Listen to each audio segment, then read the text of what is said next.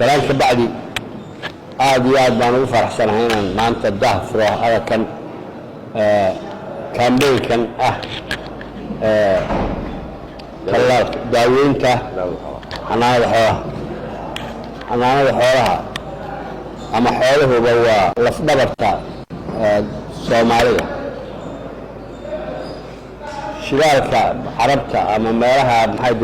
wadamada horumaray ama kuwa shaqada waxay ku faanaan shidaaladoodii waxay ka helaan income-ka inagu runtii waxaynu ku leenahay ama dakhli ka helaa ama kuba noolahay waa xoolaheena ama cad baynu ka cunaa ama caanaynu ka maalaa ama weynu iibsanaa ama harag baynu ka waxaynaa wixii income iyo wixii noolahay iyaga ayaynu ka helaa marka waajib bay tahay aadna ugu faraxsanahay in maanta daahfurka tiimankan baxaya aan maanta u daahfuro dardaarankii wasiirka ayaan raacayaa nafteenu waa xoolahaas inta u badan inaynu ku dadaallo in sidaa wasiirku idinkula dardaarmay aada fulisaan in wasaaradda runtii iyo dakhaatiirteeda iyo tiimankeeda runtii in aad loo tixgeliyo oo lagu tixgeliyo shaqada wanaagsan ee muhiimadda weyn leh ay hayaan waayo sida wasiirku wasaaraddu walba waa ka importanta aad bay uga muhiimsanta waayo waxaan maqlaa waxaynu maqli jiray sacuudiga iyo maxay tahay waxa ugu magac dheeraa nimanka wasiirka batroolka aad buu maxay tahay saki yamani mid la oran jiray waa goorma waqtiyadeedii weeye ma hadda mid dhalinyarada marka wasiirka wasaaradda xanaanada xooluhu runtii waa wasaaradda ugu muhiimsan dowladda Puntland waan qabaa in ay muhiimadda gaar ah ay leedahay la siiyo oo dowladda Puntland waana siineynaa insha Allah haddii alla yari waxaanu siineynaa inay noqoto mid iyadu sida ay u maamulanayso oo xilka loo dhiibay si uga soo baxayso mid looga dambeeyo baan qabaa inay noqoto dakhaatiirteeda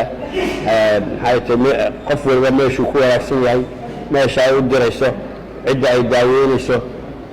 sida loo kala maxay tahay information-ka u kala helaan wasaaradda arrinkaa iyada ayaan iyada ku boorinaya waxaan kula dardaarmayaa tiimamka runtii sidaa wasiirku idiin sheegay waxaad la kulmi doontaan dabeecado kala jaada leh meelo maxay tahay eeriyooyin maxay tahay dad kale cimilooyin kala jaada leh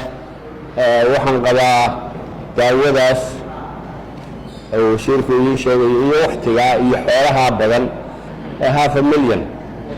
lacag yar maaha ama daawo ha noqoto ama ha noqoto mashruuca maxay tahay tiimankaa ku baxaya qarashadooda ha noqote waa kharash badan weeye in la ilaaliyaan qabaa in xoolaha maxay haytay sidii loogu talagalay loo soo daaweeyaan iskula dardaarmayaa inaan la soo bargoyn baan idinkula dardaarmayaa in reports baa laydinka keeni doona haddii ala yidhi oo wasaaradda dabcan feedback bay heli doontaa dadyowbaa maxay tahay wasaaradda la shaqayn doona aydan garanayn oo halkaa iska jooga waxaan umanayaa wasaaradda idinka dababixi doonta kuwo kale cid idinka dabadiri doonta marka surveillance baa idin saaran dakhaatiirta iyo tiimanka baxaya ma aha in maxay tahay aad intaas iska baxdaan meelaha iska wareegtaan waa khasaaray noqonaysaa runtii daawada in la khasaaray maaha daawada waanu mahad celinaya qolyaha fawda malayadu maxay tahay waa urursataa qolyaha bixiyey UK iyo USA iyo ciddii kale ee gacanka geystay aad iyo aad baan ugu mahad celinaya waxaan idiin rajaynayaa safar salaama shaqo wanaagsan insha allahna waxaan rajaynaynaa campaign-ka qaadeenkii lagu guulaysto inuu yahay campaign-kiisa dambe ayaynu haddii alla yidhi haddii ilahayna gaarsiiyo waynu iska warsan doonaa xooluhu caafimaad qaba meelaha laga cawdo oo aan dib dambe looga caban aad iyo aad baad u mahadsantihiin.